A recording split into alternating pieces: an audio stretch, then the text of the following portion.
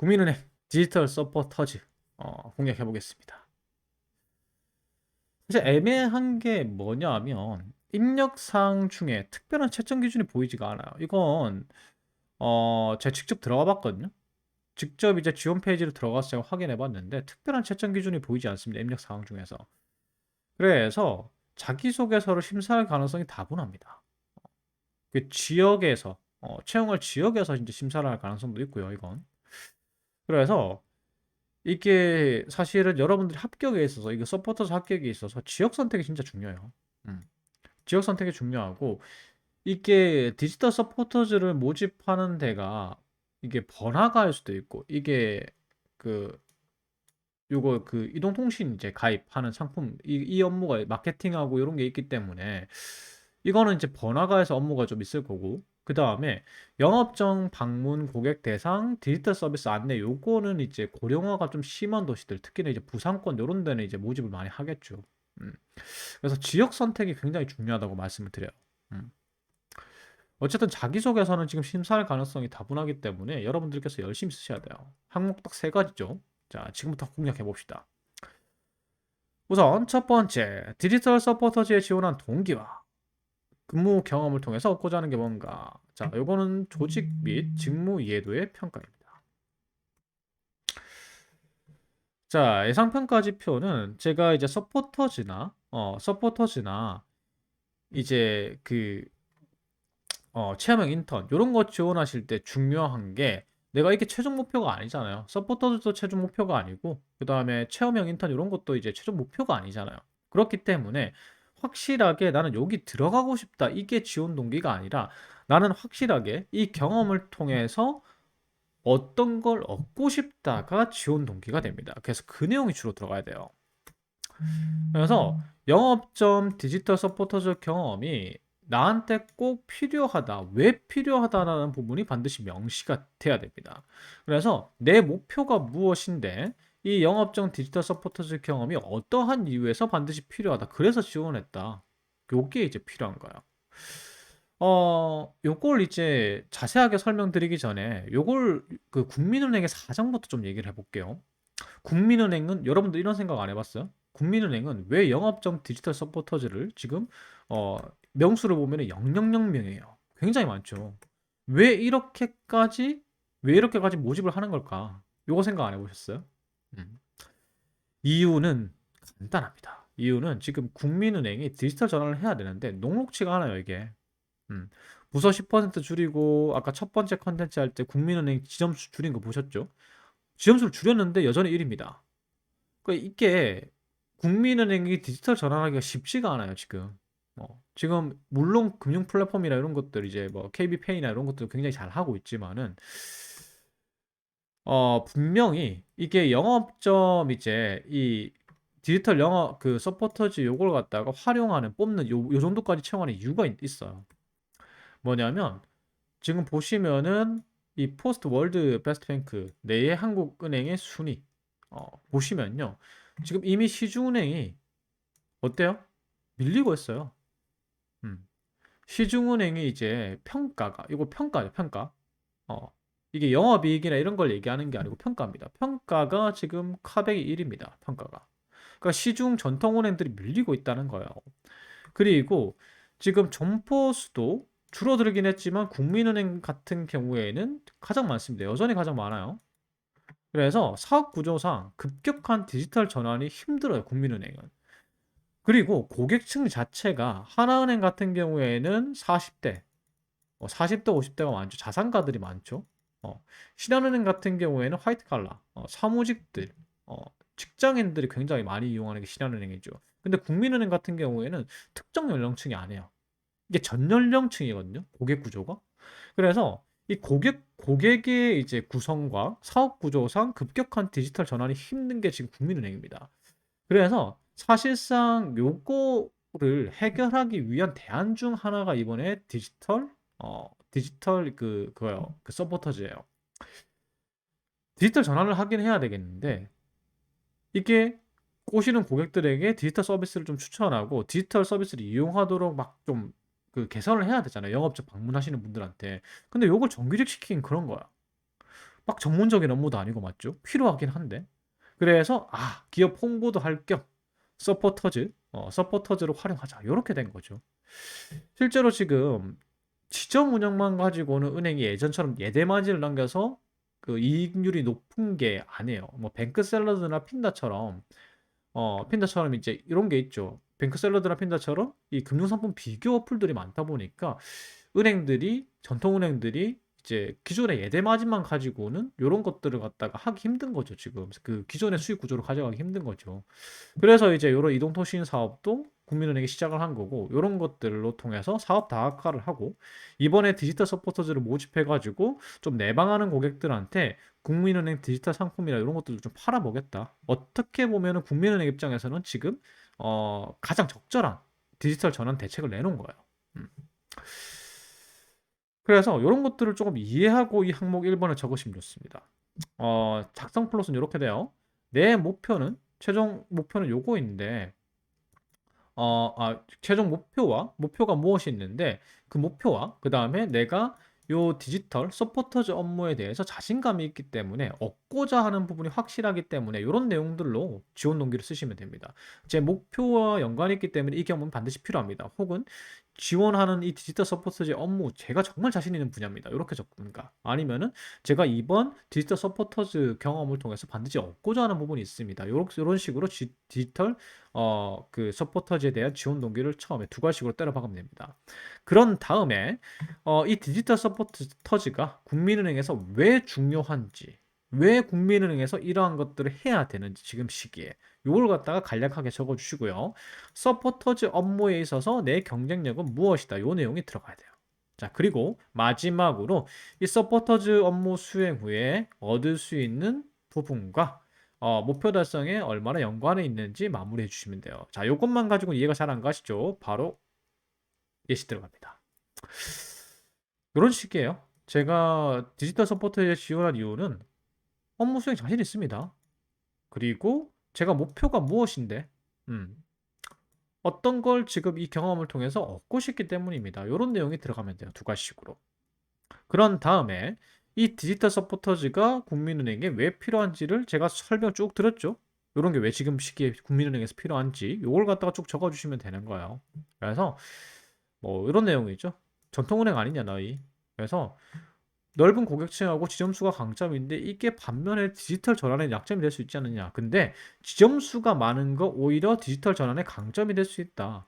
이 디지털 전환의 지점을 이용해 가지고 디지털 서포터즈가 상품을 판매하고 이렇게 한다면 오히려 국민은행의 적절한 디지털 전환이 아니냐. 그래서 이번에 디지털 서포터즈가 중요하다. 이런 내용을 제가 방금 말씀드린 이런 맥락으로 적어주시면 돼요. 그러니까 너희의 의도를 알고 있어요. 요거죠. 그런 다음에 내가 왜 이 업무에 주로 지금 서포터즈 업무가 뭐 크게 이제 나누면 홍보 업무하고 그 다음에 상품 판매, 소개 요런 업무. 그러니까 대민하고 홍보하고 요거 두 개로 나눠져 있어요. 그래서 그것 중에 하나를 적으시면 됩니다. 그래서 저는 이제 요렇게 적었죠. 주 역할이 대면 아니냐. 그래서 특히나 그 여러분들이 만약에 중장년층을 응대하거나 같이 일해본 경험이 있으면 그 경험 적는 게 좋아요. 왜냐하면 여러분들이 영업점에 배치됐을 때 디지털 관련해서 안내를 해드려야 되는 분들은 중장년층들입니다. 왜냐하면 그분들 말고는 은행을 요즘 안 오죠. 음. 그래서 중장년층을 응대했던 경험들이나 혹은 꼭 중장년층이 아니더라도 고객을 직접 응대한 경험을 적어주시면 좋겠죠. 어, 혹은 뭐 다른 서포터즈를 했다거나 홍보 관련해서 공모전을 수상한 기록이 있다거나 혹은 아니면 이제 SNS 지금 현재 조금 팔로워 수가 있거나 이런 SNS를 하고 있다라는 거 이런 것들을 갖다가 조금 경쟁력 내가 이 서포터즈 업무에 있어서 업무 그 내용 기재가 돼 있잖아요. 어떤 업무를 잘할 수 있다. 요걸 갖다가 적는 거죠.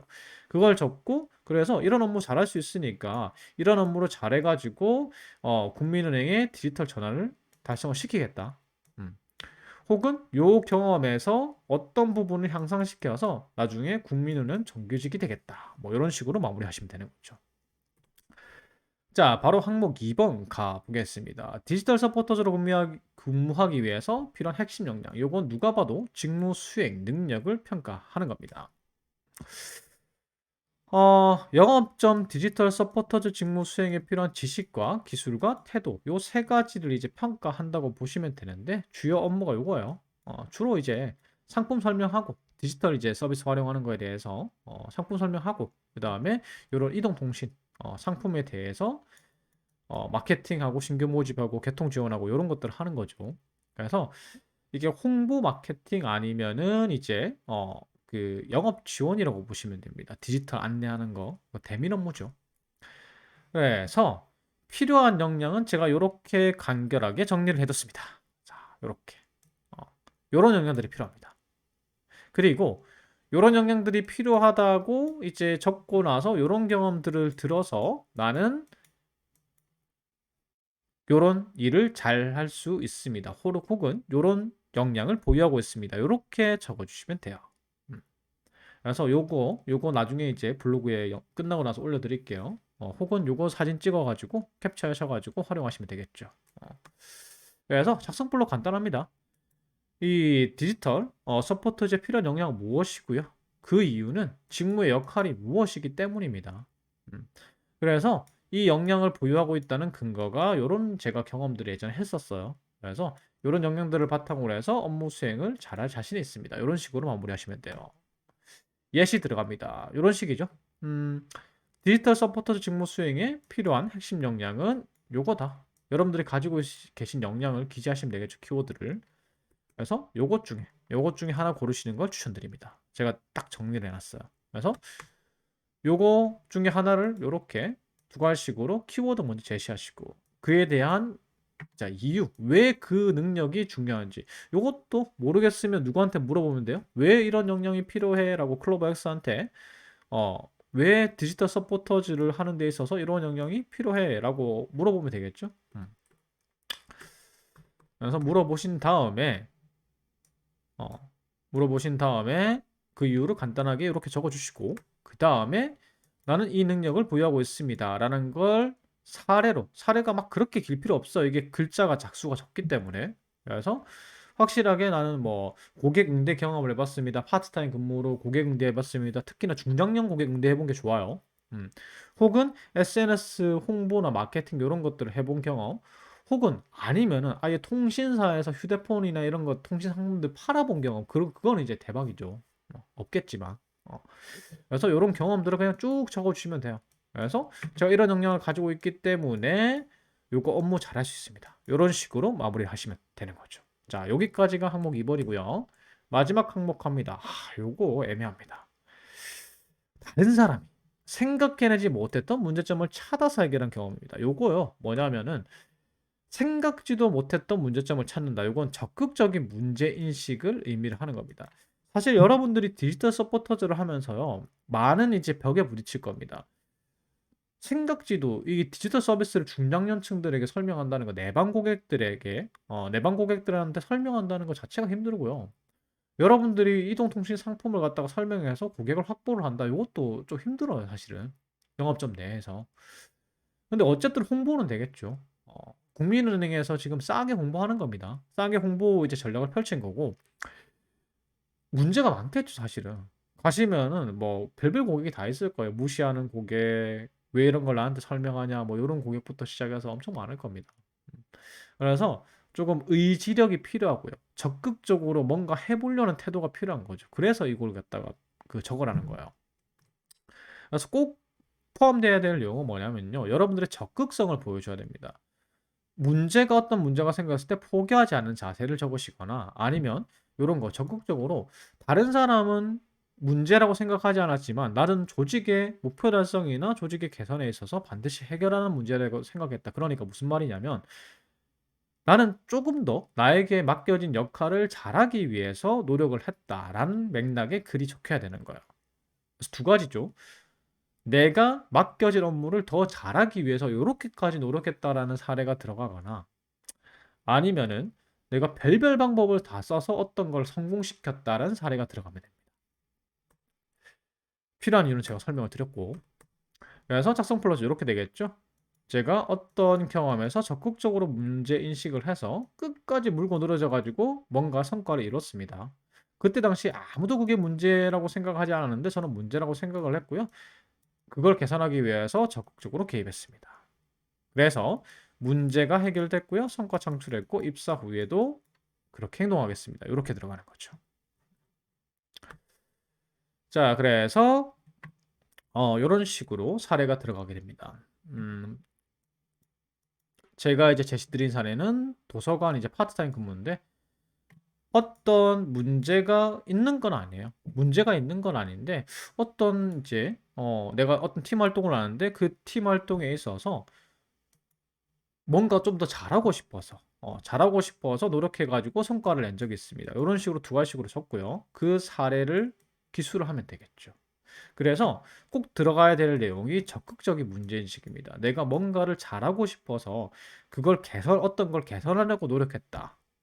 남들은 그게 문제가 아니라고 생각했는데 나는 그게 문제라고 생각했다. 이런 내용이 들어가는 거죠. 그래서 이런 내용이 첫 번째, 적극적으로 나는 문제인식을 했다라는 내용이 들어가고요. 그 다음에 그 문제를 해결하기 위해서 적극적으로 개입했다. 엄청나게 노력했다라는 게 뭐 시행착오도 겪고 아이디어 제안도 했고 그래서 그걸 갖다가 문제를 해결하기 위해서 엄청나게 노력했다라는 내용이 들어가야 됩니다. 그래서 어떤 성과가 났고 입사 후에도 아마 내가 디지털 서포터즈를 하면서 문제가 많이 생기지 않겠어요? 엄청나게 힘들 겁니다. 하지만 저는 이걸 갖다가 포기하지 않고 엄청나게 노력해서 꼭 달성하겠습니다. 이렇게 마무리를 하는 거죠. 자, 여기까지 이제 국민은행 디지털 서포터즈 마무리